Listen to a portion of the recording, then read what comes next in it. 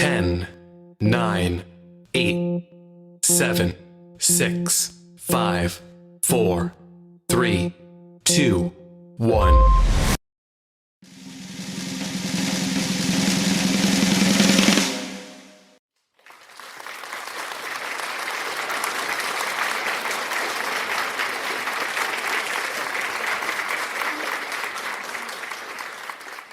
Good morning. Good morning. Happy Tuesday. Yes, right. It is Tuesday. I don't even know what date it is. I think it's like the 5th, the 4th, something like that. December. I don't know. I don't know what day it is anymore. I don't know whether I'm coming and going, which is another reason why we chose the topic for today. You are listening to WTF with Karen and Danielle, and I am Karen Stacy, Real Talk Karen Stacy. For those of you that are first time tuning in, please make sure you hit that follow button. We are live on Real Talk with Karen Stacy.podbean.com. This is a podcast, so you can listen to it on any of your favorite podcast platforms. Just type in Real Talk with Karen Stacy and you will find the shows there. So just wanted to say good morning to everybody. I'm waiting for Danielle to jump on. Last week she was here when I started, which was like the first time. So she never heard, I give myself a round of applause, the drum roll and all that fun stuff. But, I thought today's topic was very pertinent because a lot of times the holidays are very joyful times for many, but it also triggers a lot of depression and anxiety because of a lot of things, right? The stress of getting things done, um, maybe the empty seats that are at the table. So it is not always the most joyous time of the year. And maybe today's show will help you to remember that uh, not everyone is living the same life, and you should be humble and kind, because some people do suffer from depression and anxiety, and sometimes the holidays, believe it or not, will bring that out, as opposed to making your life happy and joyful. Danielle, do I see you here? All right, I don't know. I think I see her. I don't hear her. Good morning. Good morning. Testing, I'm testing. here. Is there you are. Now you're here. No, you're going in and out. We can't hear you. You're not. Yeah, I hear that you're on there, but we cannot Change hear you. location. I'm sitting in the same spot I'm always sitting, but There we go. Now I hear you. eyes on. Any bad moving? Oh, no. No, you're going in and out. No, you're going in and All right, out. I'm moving locations. Sorry guys, just I'm bear with here. us a second. I'm experiencing technical difficulties. Stand by. Hello? Not Indeed. funny.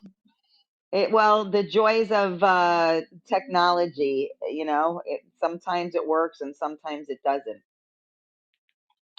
But now she's not illuminated at all. So she has left the building. I have it. But Am I here? Am I there? Where am I? you're here. I don't know if you're there, but you're here and there. All right. I had to take my AirPods off because for whatever reasons they weren't working. Hello, remember that's what happened in the middle of the show last time. I love them except when they don't work, which Right. is, like, and a lot, like, remember in the middle of the show last week, you were like, Karen, and I couldn't hear you, and you were like, we hear you, and they just crapped out of nowhere. Like, I'm sitting here minding my own business, yip yapping, trying to do a live show, and all of a sudden my earpods decide they don't want to work. Yeah, like we're done for the day. Bye bye. Yeah. Yeah. What the hell? I know, and I Well, was good charging them morning. and everything, so they were good and ready, and they don't want to work today. So here I am, just holding my phone.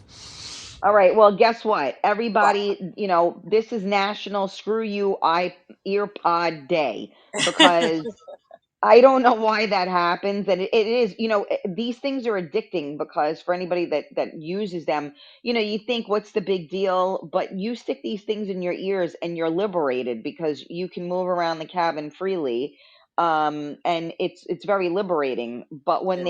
and you're used to them working, and when they don't work, it's very annoying. Correct. Correct. Yeah. Yes, I've So, gotten quite spoiled with my AirPods. yes, correct. Well, good morning, Danielle. Thank you all for tuning in to WTF. Let's talk with Karen and Danielle. And today's topic is, how do you handle depression or anxiety? So I was just prefacing, while we were waiting for you to jump on, Danielle. Do you want to add to anything about depression and anxiety, and certainly with the holiday season? Well, I suffer from depression, as you know, Karen. And it's debilitating, and people don't understand it. And you know, people like, well, what do you have to be depressed about? And it's not so much a thing as in multiple things as a feeling. Um, and I have a daughter who suffers from severe anxiety. And I don't understand it. Funny enough, like I look at her like, really, and Mm-hmm. I'm trying to learn about it. And I have to remind myself, just as I have my thing, she has hers. But at the holidays, you know, I, the holidays is supposed to be so joyous, right? Everybody's supposed to be Right. happy, and it's a beautiful time of the year. Um, I've never felt that, since I was a little girl. My mother used to suffer from depression, and she used to put up the Christmas tree and she'd turn on the lights, and then she'd spend the entire holiday season with the house dark, the Christmas lights on, and in tears, right? And I never understood it. I was Jeez. like, what's Okay. happening? Right. And, it makes you so melancholy, and it sometimes, I think that holidays bring more of a feeling of inadequacy to people, because you're Mm-hmm. here and most times you're broke, right? And you have to try Empty. to, and you're empty, right? You're missing loved ones, and more tragedies I feel happen during the holidays that I'm Yeah. so aware of, that True. throughout the years. And I sit back and I go, why is this such a happy time of the year? Like, it's so miserable. It's Everybody's going, ironic. yeah, everybody's going broke. Everybody's trying to bring their kids joy, buy them things they can't afford, just to buckle up for a January where we are so financially strapped that we barely get enough time to recover, and it's the holidays again, and I don't know. I'm so it's terrible, because I do decorate for my children. I decorate the front of my house. I decorate the inside of my house. I do all the things. My kids are so happy. It's Christmas, rice balls and empanadas and lasagnas and pernils and all the good foods and the seven fishes and all the things. Santa's coming. Those damn elves are running around my house causing havoc. And they're happy, and they're so happy, and it's so shameful to me, as a mom, to be so miserable about it, because I can't wait for it to end and just be done. Like, I just want it to be done so we could go Well, back to our regular program schedule. in all fairness, okay, so I mean, first of all, that's amazing, that you always go above and beyond and you do all that stuff. And in all fairness to every parent that is listening right now, those freaking elves are the bane of your Of my existence, existence, yes. because you got to move those goddamn things, especially when they're younger. Now, I started that tradition with my son. We read the book and everything, and my husband was still alive. And I had help. So my I feel like the first year my husband did it and he moved them or whatever, I don't even remember. But we were in good shape. And then my husband passed, and I couldn't remember my name, and I had to move this goddamn elf. And I was out because I couldn't live.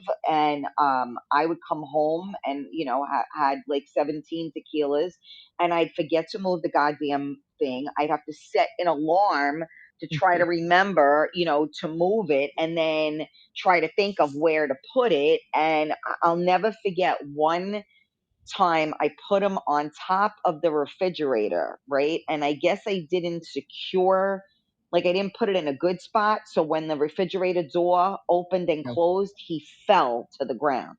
Oh my God. And my son witnessed him falling Catastrophe. to the ground. Catastrophe. Okay. Yeah. Now, mommy, he's dead. What's going to happen? And going crazy. And now I, who can't lie, is sitting there trying to figure out what to tell him, right? Because now I'm like, okay, mother of the year, the elf is down, your son is having a nervous breakdown. What do you do?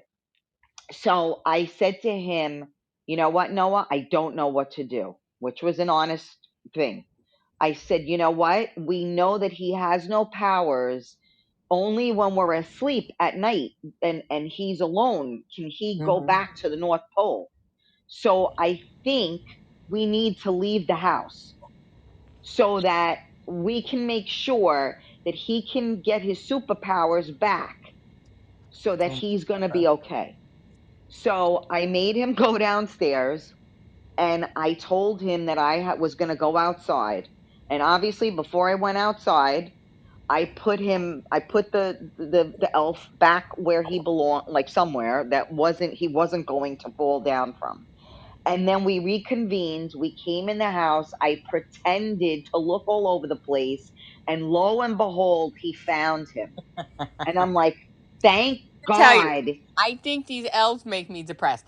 But Oh, it's a lot. last night, Jay and I, my husband and I, were laying in a bed. We had just come back from a cruise, and we were so tired.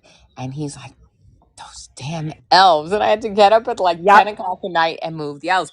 And you know, we do it for the joy of our children, right? Because our kids don't really understand depression. They're so young, and well, we hope to God they don't understand depression, right?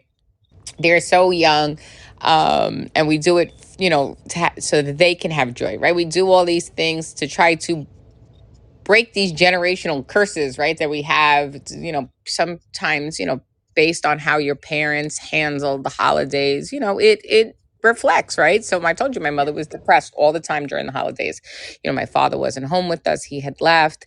We were struggling, grew up in the projects, didn't have a lot of money, and here you are, you have this beautiful Christmas tree, and it's supposed to be the happiest time of year, and your mother's like on the couch crying like every day. Your house is happy.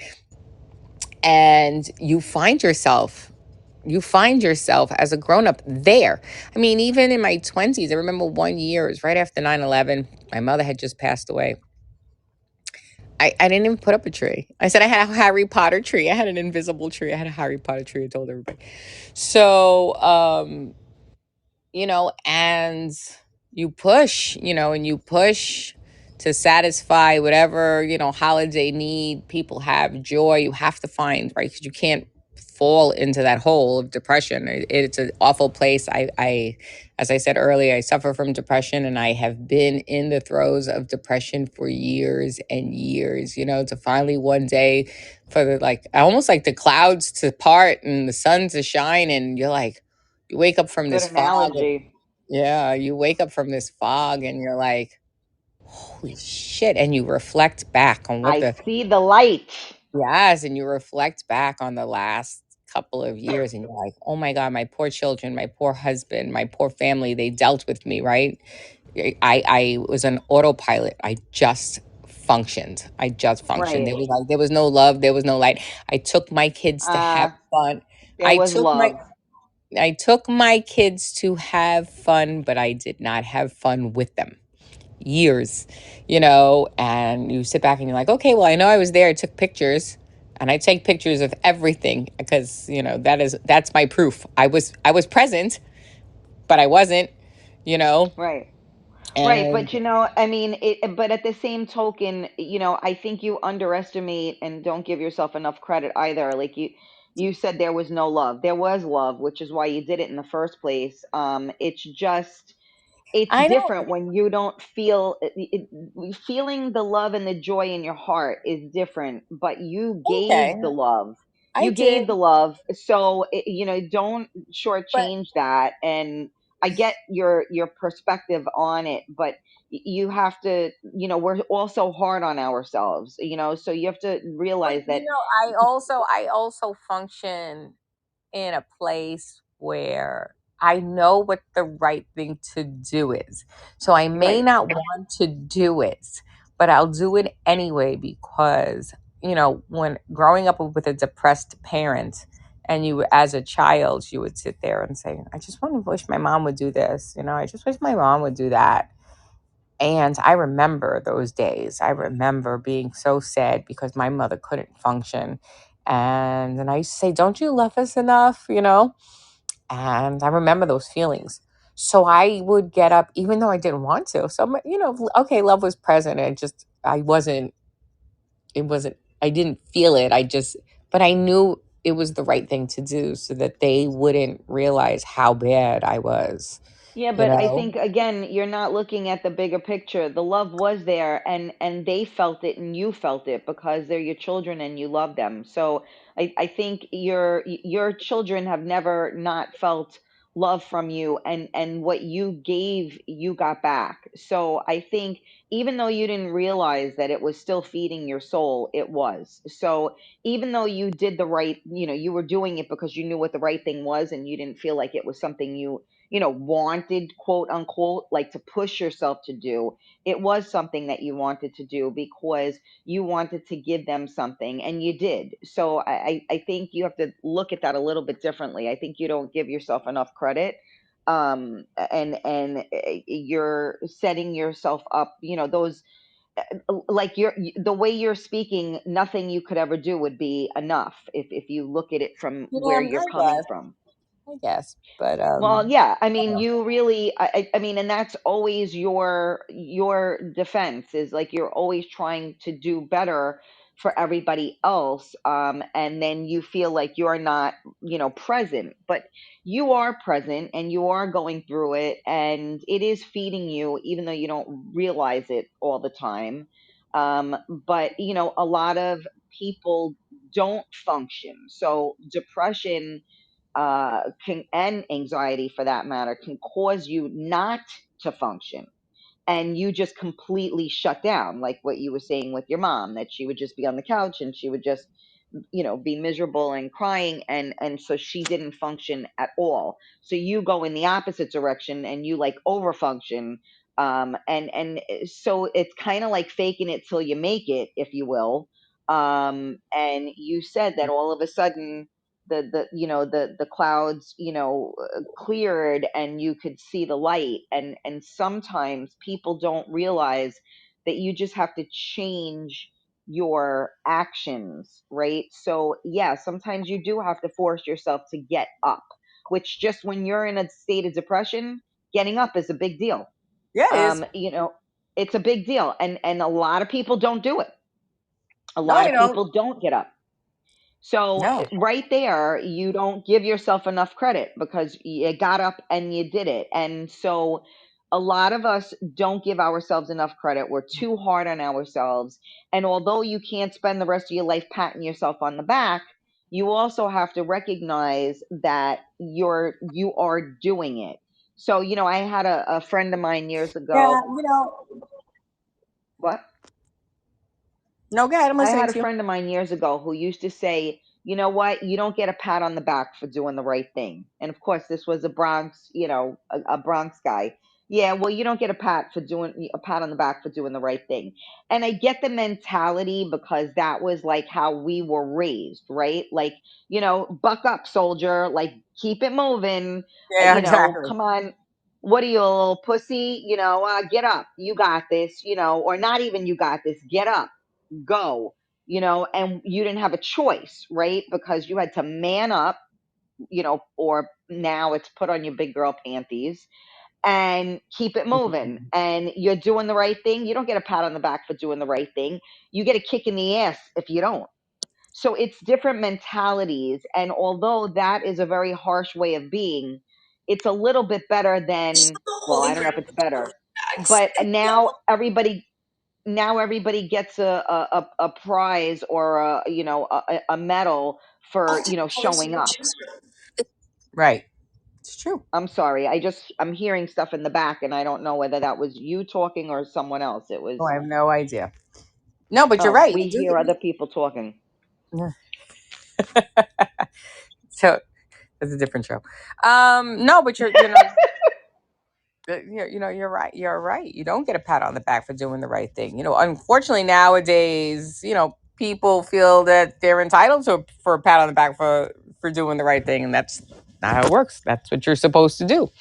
But as we go into this holiday season, we talk about people experiencing loss and stuff like that. I have my husband's cousins, his wife's mother just passed away and 2 days ago, and then you just hear things, right? We Yep. had a friend, right, Karen, just 2 weeks ago out of nowhere, fine, Yep.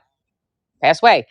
And how do you move Push forward through from that. that? How do you, Right. I mean, yeah, yeah, right before this show, I told you I was crying because someone that is very dear to me is going through something right now. There's an emergency with their child.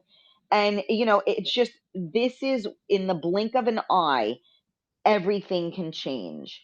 And it's very difficult to stay focused on the positive, right? And not go into this depression, not be anxious, like, oh my God, how am I going to deal with this? Or, oh my God, what's coming next? It's very difficult to manage those thoughts and emotions. yeah.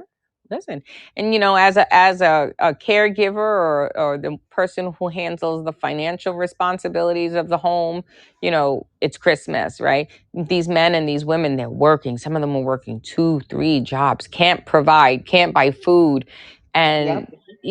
what it does to you mentally, Yep. emotionally. It makes you feel Less inadequate. than, right. Yeah, Less so than, terrible, sure.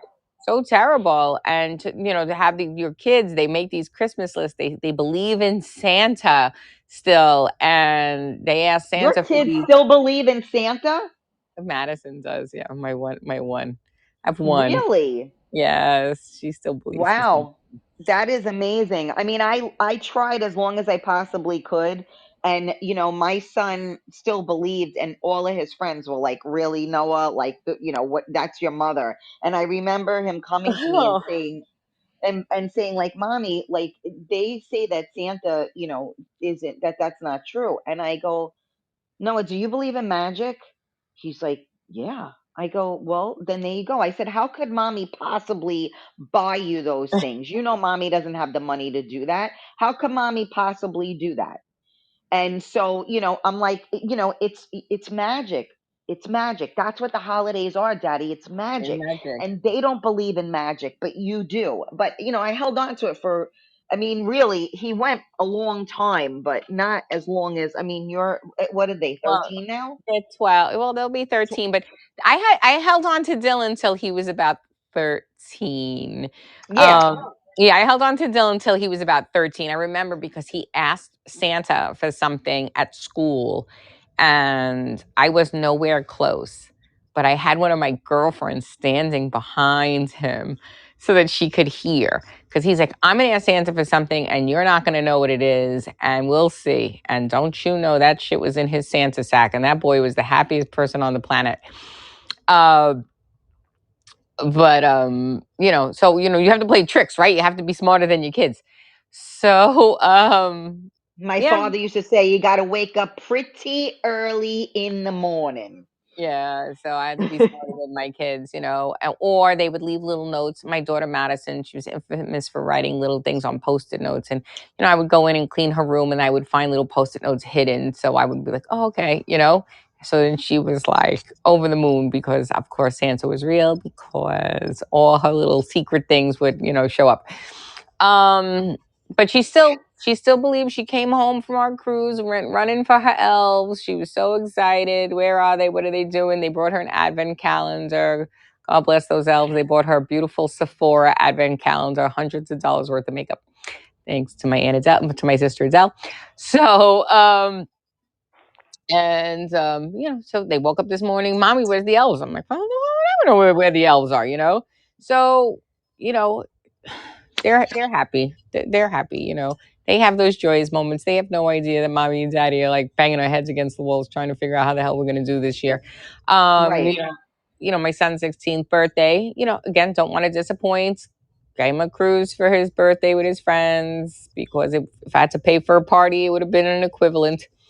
So, okay, fine, and I just look at my husband. I'm like, you have to work harder, and that's the worst part, when you have to look at your spouse and I think he suffers from depression. He doesn't tell me. I see it. He doesn't see it. And it doesn't have to come out in just sadness. People, depression, God, so many things. Overeating, not engaging with your family. So many, things. Withdrawing. Yeah, withdrawing. Depression will present itself in so many different ways, and you may not even realize you have it. You may develop like a little tick. Some people pull their eyelashes out. Some people pull their eyebrows out. Some people things that you wouldn't even think like, what? Why were they doing that? They do it because they're depressed and they don't know how to. They don't know how to Manage it and manage or it. Thank even you. recognize it. Well, and look at that's like also people overeating, finding comfort in food, over drinking, Right. finding comfort in alcohol. Alcohol. Some people have stomach problems, right? I mean, because they're nervous. There are so many different ways that depression or anxiety come out, and you have to be very self-aware, because most people don't even recognize it. Sometimes it takes an outside person to say, like, are you okay? Like you don't seem right. Like like that's not like you to eat like that, or that's not like you drank a lot last night, or like you haven't left the house, or how come you didn't get dressed, or how come, Yeah, whatever. I why are mean, you in your everybody. pajamas for 3 days? Like, are you okay? Like, hello, you know? Right. And how come every time I call you, you don't answer the phone? There are many different things. And I just think that if people thought a little more about each other and about others, that the world would be in a better place. But I think that we live in a society where it's all about me now, and no one thinks about other people. And I've tried to use my platforms, to express that, because you never know what someone else is going through, and a little bit of kindness goes a really, really long way. And Yes. even if you don't have the capacity to help that person, or the desire, at least being human might help them, because somebody that's really depressed could be on the verge. I mean, I've Suicide, yeah. done, when I first started my shows, well, not when, after I first started, but I did some when I started Coffee Talk, which was when the pandemic had hit and everything. I would get messages after the show about people that were like suicidal, and whatever we talked about that day resonated with them, and it made them hold on for another day. And so you just never know, and that's why I always like to talk about the things that, the pink elephant in the room. People don't like to discuss a lot of things because you're not supposed to, right? Like, just like I said earlier, right? Growing up, like, buck up, like put a, like, really, like, what do you want, a medal? Like, okay, so you did that. Like, you have no choice. You got to do that. And not that we need to, coddle people, but supporting people really does go a long way. And if you haven't been through anything that has changed your whole world, then God bless you. That's you. Because you know what I'm saying? Because there are those of us that have been through life altering things, whether it was growing up, whether it was as an adult, whatever the case may be. And it should change you, but there that goes two ways. I always say this. You know, you can either become kind and try to help others because you know what it feels like, or you can become bitter and resentful and not help others because you feel like nobody helped you. And you know there are a lot of people like that, right? There unfortunately there are more people like that. Like, well, you know what? I figured it out. Let them figure it out. How Correct. about helping someone figure it out? Like, you know, I remember not being able to figure it out. How about, like, instead of like, well, I figured it out, why can't they? How about you help that person or support them or do something that can better their life instead of being resentful and nasty because you had nobody to help you? Correct. I agree. And those are the people that I think will always be that way. And those are the people that you walk around and what does it take? It takes 3 minutes to learn that lesson. Meaning you start talking to somebody and you can tell by their attitude where they're at with things. And you know, like, you know what? I've been through it. I dealt with it. Figure it out. Agreed. Like, oh, thank you. That's nice, you That's know. so kind. Thank you so much. Yeah, very kind of you. I'm glad that, you know, this didn't harden you and make you, you know, a resentful person. And, you know, and again, those are victims right there. Okay. So if you take on the victim, you know, stance, and mentality, you're never going to triumph because you will always be the victim. So in order to, you know, work through depression and anxiety, you must become the victor. And people don't realize that because if you live in the victim status, you will never, ever be anything other than the victim. And you will never really succeed. You will constantly blame others for the life that you live. So, if you want to battle anxiety and depression, the first thing you have to do is be self aware and stop blaming others and lie in the victim mentality because nothing good comes of that. Would you agree? I agree. Yeah, I agree. So, you know, so this is why, so now we were saying, like, so today's topic for those of you that are just joining us, and first of all, anybody that is here, thank you for joining us. You're listening to WTF, Let's Talk with Karen and Danielle. Please make sure you hit that like button, heart the show, subscribe to us. It's free. Real Talk with Karen Stacy.podbean.com, and we are talking about how do you handle depression and anxiety. So, Danielle, what are some of the things you do to handle the depression? I try to stay present with my friends, which is really hard because I am a withdrawer. Like, you know, most people who suffer from depression. I will, yeah, I go dark very fast. But I work out. I go exercise. You know, when There you my go. That's how you handle it. that is how I. Well, that's how I hand. So, I was in a depression till I want to say 2000. I want to say 2019. 2019 came out of it. I want to say about May 2019. And when I finally came out of it, like everything started to change. I lost like 75 pounds since then. I've a lot of things have happened and changed since I came out of my depression. In February 2021, my father was killed in an accident. And when I tell you, boy, depression, her little hands wrapped around my feet, she was ready to drag me back in so deep and so hard. And I mean, I went, I went in a way, a different kind of way. Yes. Um, I went in a way, yeah, but a lot of drinking, I shut down on my family a lot, and just gave up, didn't pay the bills, didn't clean the house, didn't do whatever, and I spent a lot of time exercising, just in tears, a lot of tears, just Yep.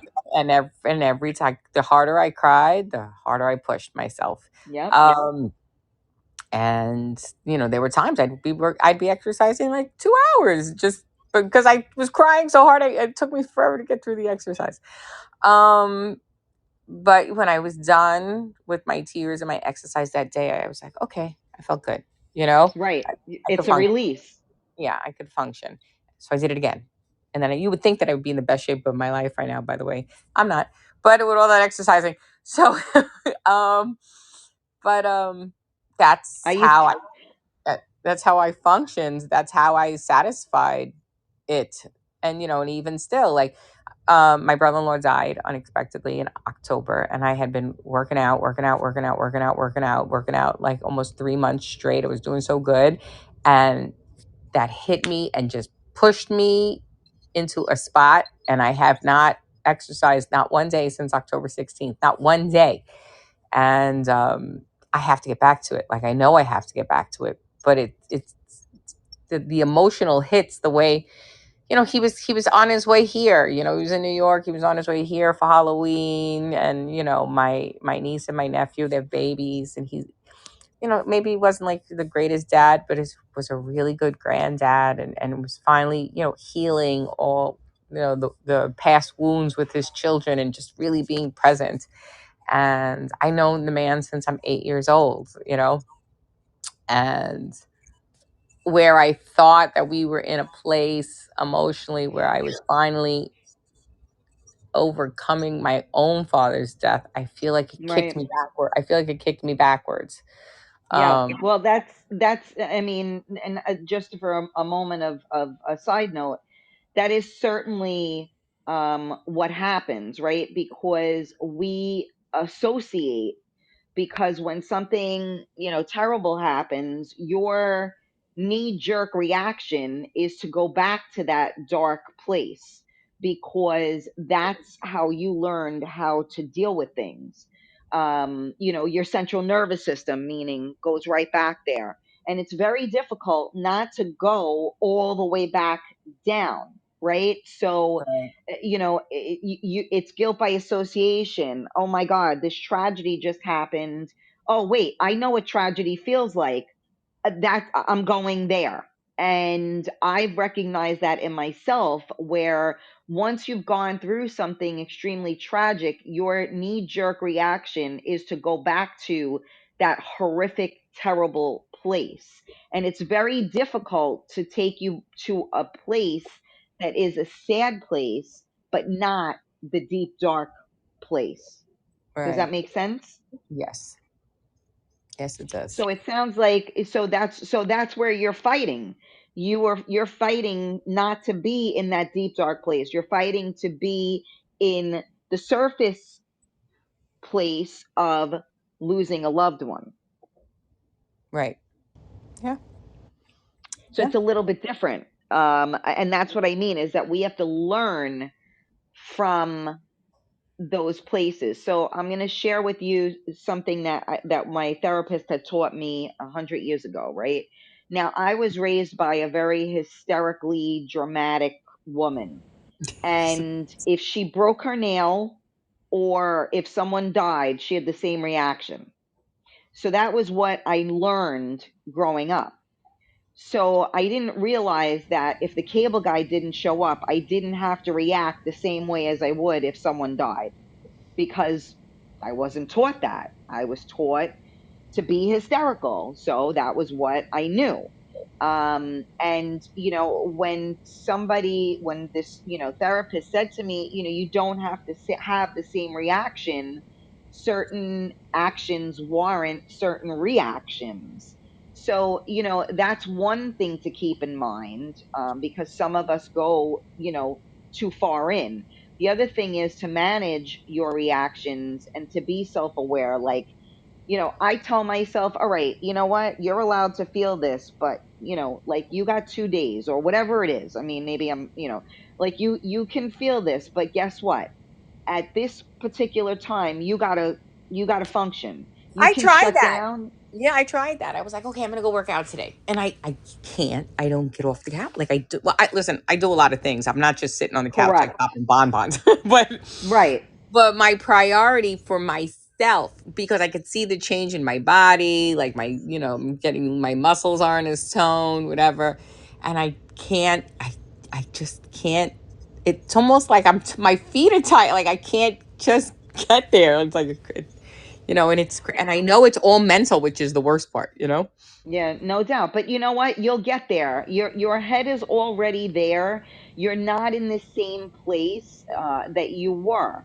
So, you are not eating, because you're depressed. You're not shoving crap in you that you're, putting yourself in an unhealthy situation. You're just mustering, what you can to get through. So that's another part of depression and anxiety, is that sometimes you can only handle but so much. And, again, you can't pour from an empty cup. So, you have to recognize that maybe, yes, working out is a good thing to do because it will help clear your head and your mind. But you might only have, a quarter of a cup right now. So if you're going to deplete your cup, by working out, and it's not going to fill your cup, then you have to base it off of that. Will it probably fill your cup? Yes. Does it, your since your cup isn't full, you don't feel nourished enough to do it. So it's a catch 22, it's the chicken and the egg. And unfortunately, a body in motion tends to stay in motion. And if you are not in motion, and that's emotionally, mentally, physically, then it's very difficult to get back into those type of things, because if we give ourselves every excuse possible. I mean, it's hard. And especially, I mean, you're not suffering from winter blues. For those of us that are in New York, it's hard. I mean, you just want to like be in the house. You want to be snugly warm and under the blankets. I don't want to get up and start sweating and working and moving. Like, I can find every excuse in the book not to work out. Yes, You yeah. know It's cold over there. You're 100% right. We have and it's we have dark at 4:30. Yes, okay. I agree, because I was on the phone with Adele the other day and it was 6:30 here, and I'm like, "Oh my god, the sun's starting to set." She's like, "What are you talking about? It's pitch black outside." I'm like, "Not here yet." Been pitch Yeah, 4:28 was like the sunset, I think, yesterday. Oh my god. Yeah, so a lot of people do suffer from seasonal depression and stuff Depression. as well. And it's funny that we had this topic because I watched the news the other day, and I guess, we're just so far ahead of everybody. Every time I decide to do a topic, I'll turn the news on and the news is talking about that topic. So it's very interesting. And it's before, like, I was, the idea was already there, and then I'll see it on the TV. So it's very interesting because seasonal is also very big as well. For it gets darker earlier. The holidays, and then for us, right? So you were talking about how in January, you're in the financial hole and all of that stuff. For us, in any climates that are warm, you're hunkering down for 2 months. I mean, I'm trying to plan events at our venue, and you don't know what to do because the odds are you ain't going to do nothing because Mother Nature is going to be like, yeah, okay, you ain't doing that. I'm gonna drop a little snowstorm on you. Yeah, we're not getting that here. Yeah, So, and I, exactly. and Or I have to ice. tell you, I it does make a difference. Yeah. Um, quality of life down here when you can go outside. Sure, it's just go sit at the beach, whatever, how you're feeling. Yeah, I can say it is different, and believe me, it has helped. It has helped a lot. I used to, I haven't in a while. I used to go for my weekly beach session, which was my own private therapy. Um, I haven't done that in a while. I need to go back. But you have to. The best way to stay out of The rabbit hole. the rabbit hole of those hands of depression is to try to find something that you love to do, whatever it is, wherever you find your peace and your tranquility, and try to get there, even if it's for a half an hour, even if it's just once a week, just to kind of recenter. Um, because if you don't listen, I mean, it's there. There's someone who suffers from depression. Depression is not just a thing. Like, you can go have it. You can't say, "Oh, I was depressed once." Depression is a thing, and it's constant, and it's always there, ready to drag you down. You have to just Correct. you have to be Anxiety anxiety. Anxiety and depression are, to me, like, I always compare it to like an alcoholic. So the way that an alcoholic wakes up every day and fights not to drink is the same way that someone that suffers from anxiety and depression fights every day not to go down that rabbit hole. Now, Yeah, there are some days that an alcoholic wakes up and if they've beaten it, they don't think about it, right? And it's just a part of their everyday and they don't drink anymore. But then there are those times, those dark times, that you wake up in the morning and the first thing you're thinking about is having a drink. It's exactly the same thing with anxiety and depression. That's why, like, people look at it like, oh, snap out of it, and you can't, because it's we part of the can't. way your central nervous system, it's the way you're wired, and you fight every day not to feel that way. Now, alcoholics go for, therapy, right, to learn how to live their lives sober. People that suffer from anxiety and depression, they really need tools.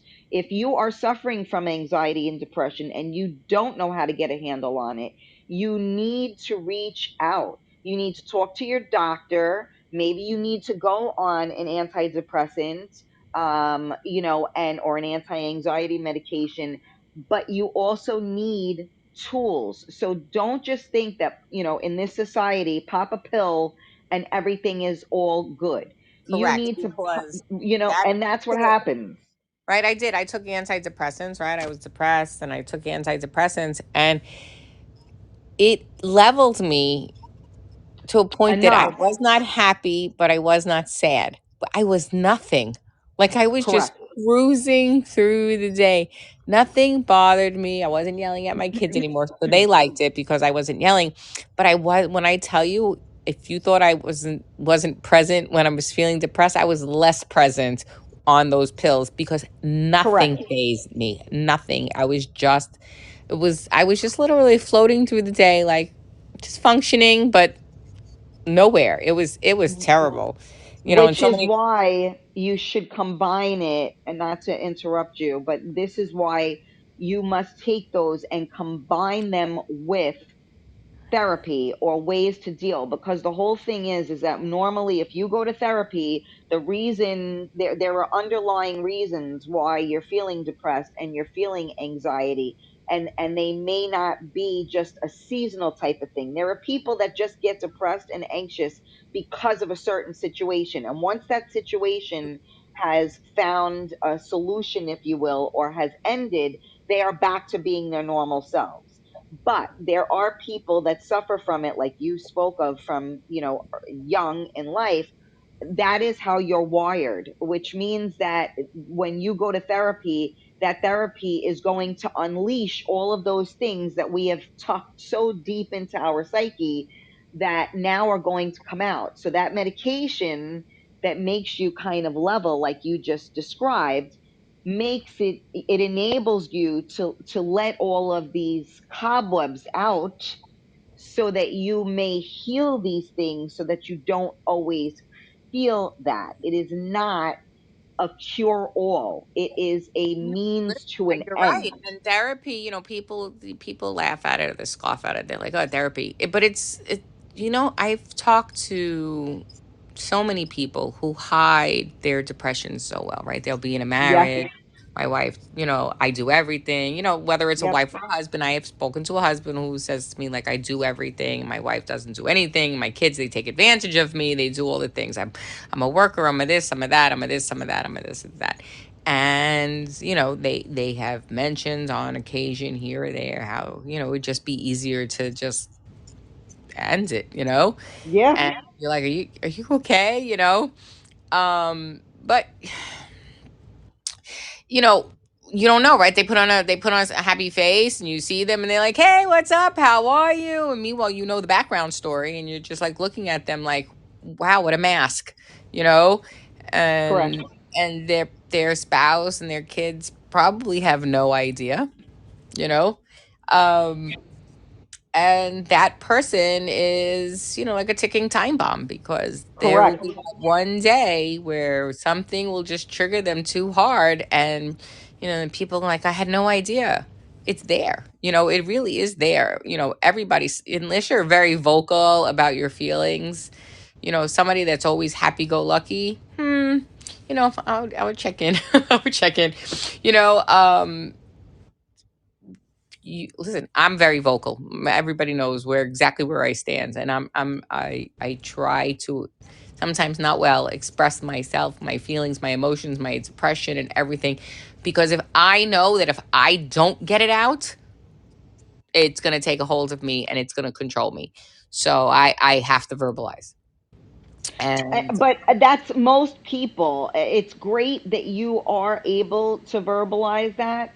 A lot of people feel a certain way and they don't even know why. I why? mean, I've seen, I mean, I see it all the time. I mean, and But you Cameron, see that somebody. all happens with therapy. I remember going into therapy, and this was years ago. I want to say, it must be about 9 years ago. I found a therapist down here, and I started talking, and talking, and talking. And people, if you don't have a therapist and you feel like you need to talk, you would be surprised as you're talking to your therapist and you're telling her one story, you may just blip in something from somewhere else, and she's like, wait a minute. And you don't realize how that one little interaction that you were just talking about in passing, trying to get to a different story, So true. triggered something. So she'd be like, no, we're going to get back to this. I'm like, no, it's not important. She's like, no, it is. And then when you start talking about it, you realize, like, taught me how to compartmentalize things. She's like, we're walking down a hallway of your life, like it's a brain, and we've got to talk about all the little things and kind of like put it in behind the door and close it. The only way you're going to get past it is to walk through it, so to speak. And then we put it away. And it was very, very eye-opening to me. Well, It was. yes, because a lot of us are taught, like some of us are taught, like we were talking about earlier, right? Be strong, never let them see you cry, yada, yada. And so I remember when I was like in my early 20s, and I was debilitated from anxiety and depression. And I remember talking to the therapist, and and he's like, well, how are you feeling? I'm like, I don't know. I feel like, I'm very anxious. And he's like, well, why don't you tell me what went on this week? So I blurted out, like, I'm like, well, not really. I mean, not nothing really. And I blurted out like 40 things. He goes, not really. Did you hear all the things you just said? And I'm like, yeah, but but that's normal. But yeah, but that was and he's, no, listen. And you're like, wow. And so yes, I want to, even let me just like preface by saying also, therapists definitely have their role in life, and if you haven't been to one and you suffer from these things, you should consider it. That said, never underestimate the power of a good friend. But a friend is not a therapist, and a friend, unless they've been through therapy and know how to help, if you will, that's not their job, right? But sometimes just saying something out loud means it no longer has its power. So we hold a lot of things in, like you just were talking about your friend who holds down all these things, and that you don't think that his wife and children have any idea where he is mentally, and emotionally. And that is why saying it out loud has so much power. I just did this, last week. Someone that is very dear to me was going through something, And I'm like, you need to talk. You need to talk. And it's like, well, blah, blah, blah, blah, blah. And they actually called me and they talked for an hour and a half straight. I think I said 3 words, believe it or not. And they, like, afterwards, like later on that day, they messaged me and were like, thank you so much. I feel so much better. And so sometimes you do need to speak, but if someone is speaking to you, you need to listen to them with a non-judgmental and open heart, because the last thing someone needs is to spill their guts to you and you make them feel even worse with with your reaction. Right. I agree. I Well, agree. and that's the huge part, is that if someone trusts you enough to speak, don't make them feel like an asshole after they did. Right.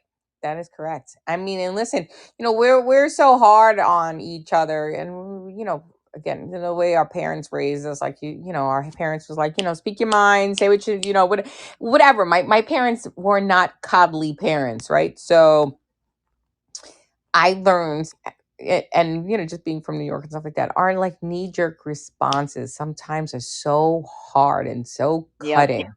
And and it wasn't until I moved down here. I have a girlfriend down here. She's I love her. But she used to tell me, she's like, Danielle, what is you're so mean. Like, I'm not mean. It's not my fucking fault that you guys like all like soft skins. Like, toughen up.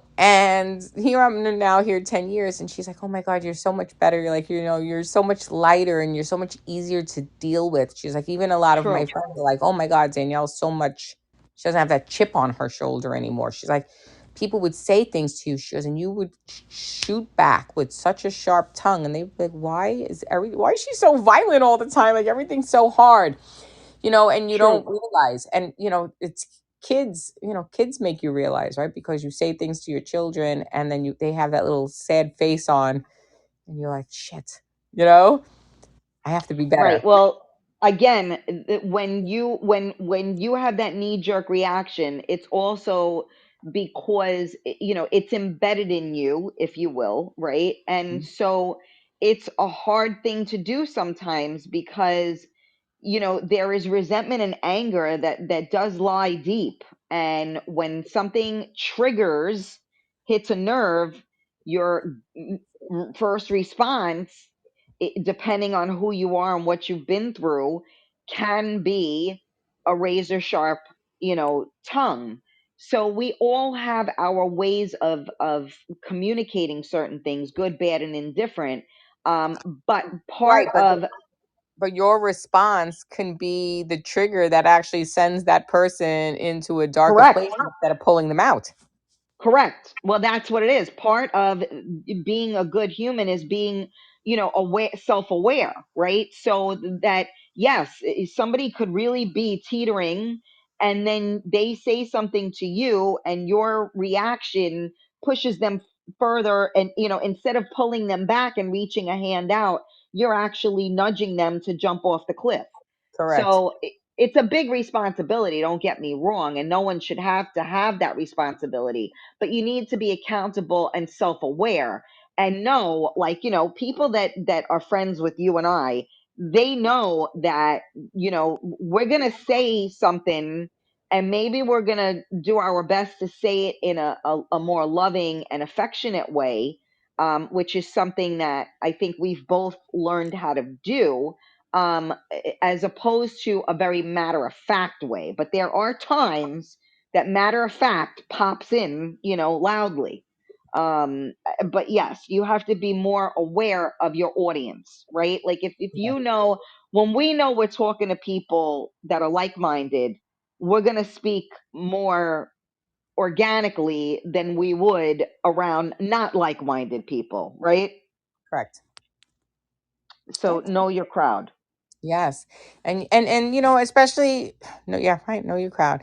I say be nice to people all the time, but especially now, the holidays, it brings something sometimes so deep rooted you don't even know it's there. But there's something about the holiday season when the Christmas music starts and everything, it just triggers a sadness in people. So, you run across a friend, you run across a stranger, they just be nice, you know? It might Yeah, be well, everything for them that day. that's always good advice, right?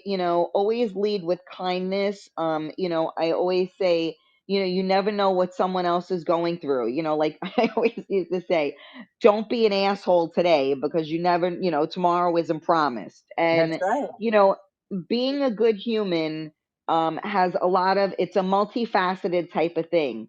And we can't always do all we would like to do to help others, but being kind, being humble, and just try to support people because you never know what someone else is going through. So like Danielle was saying earlier, check in with people, see how they're doing, but be open and be kind so that if maybe they aren't doing well, you can help in some way. And it could be something so insignificant of like, oh, this one is looking for something like this and I don't know how to do that, and the person on the other line may say, oh, you know what, I just did something like that, try this. And it helps you so that you can think. Sometimes when we are depressed and we are anxious, we are incapable of thinking because we have so much in our minds that we can't clear the thought process to see the light. So sometimes just, saying something positive, sometimes just bringing somebody to a safe place can make all the difference in the world. And I do say for anybody that is suffering from depression and anxiety, Danielle and I are not doctors. All we are is humans that keep it real, and we're telling you how what we've dealt with, what we've done, and we are definitely saying, seek help. Speak to your doctor, maybe go on an antidepressant. You do need to stay on something like that for 6 months or better. Even if you feel better after 2 months, you need to stick it through because whatever gains you got, you will lose. And if you research it, you will learn this. And again, I am not a doctor. I just play one on the radio. So you need to do that. And you need to also get yourself tools. And however you need to do that, whether you read self help books, whether you meditate, whether you do something that provides tools for you to deal with and handle your anxiety and depression, I promise you there is light at the end of the tunnel. Do not give up. You are not alone. So many of us deal with this. So many people are not open and honest with what they're going through. Don't think because you see others smiling, as Danielle just mentioned, happy go lucky, smiling, that they're living a life of Riley and you're looking at them and you're envious. You have no idea what someone else is going through. People portray to you what they want you to see. And most people that are portraying those things, they are perpetrating the fraud. Yep. So don't always think the grass is always greener. It's okay to ask for help. It's okay to feel these things, and don't give up because the light is there. Yes, it is. It is definitely there. And believe me, when you get there, There the you go. You exhale. yep, you exhale. You exhale. And don't forget, you never know what someone else is going through, and everybody got a story. Everybody got a Everybody. story. And if you start to talk, people will start to share that with you if they feel comfortable enough to do so. So don't think you're alone, don't think you're the only one. And the greatest thing I can tell you is you can't try not to live your life as the victim. You can be the victor, and you have to just understand where you're coming from and who and what you are. And that takes a lot of deep, deep work. And so many of us don't want to do it because it's opening up all those skeletons in the closet that you have locked away and thrown away the key. And unfortunately, you got to open that up and they all got to come out. And that's the only way that you will find peace. Correct. So we wish you all a happy week. These are just a little touches on how to handle depression and anxiety. Do not be afraid to ask for help. That is the first and foremost thing I can say. You are not alone. Ask for help. Don't bury your troubles and don't self-medicate, because that's only going to enable another problem. So, I always joked around and said tequila is my healer, and I'm the first to admit that I certainly did that. But you can't go down that rabbit hole. If you're relying too much on self medication, you really need to learn how to, self soothe and how to have those tools to get you to the other side. So we'll think of we went in deep the past two shows, so I think next show we're going to think of something a little lighter to discuss. But this is real, and we're talking about the pink elephant in the room, just in case anybody needed to hear it. So Correct. thank you guys for tuning in to WTF. Let's talk with Karen and Danielle. Don't forget to hit that like button, that follow button. Danielle, thank you so much for sharing your experiences. Ed, do you have anything in closing you want to say? Nope. We think we covered it all. Just All right. listen, guys. You know what? Karen and I are both on Facebook. If anybody's listening or anybody just wants to chat, hit us up. You know, I'm Right, always unless you're a guy that's trying to, well. Don't hit us up to like hit us up. Hit us up because maybe you're slide having a in the bad day. DMs. Yeah, you're right. Yeah, Maybe you're having a bad day, and maybe you just need to vent. If you need to vent because you're in a bad space, you're in a bad headspace, and you can't talk to your family, and you can't talk to your spouse, and nobody's understanding, and you're just having a day like that, you know, this is the time for everybody to help. So we are here. absolutely. We will help. And that said, also, if there is a topic that you want us to discuss, you can private message that as well, because sometimes people, I understand it's sensitive and you don't want everybody knowing your business. And I always have anonymity when it comes, did I say that correctly? Yes. Anonymity, yes? Nemo. Blah, blah, blah, blah. You sound like Um, Nemo on an anemone. blah, blah, blah, blah, blah. We have that privacy shit. Yeah.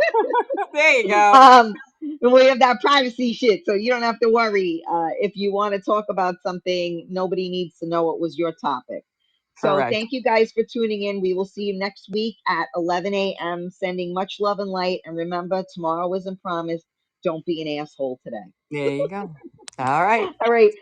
I Bye, love Danielle. you. Love you. All right. Love you I love you guys. too. Bye. Bye.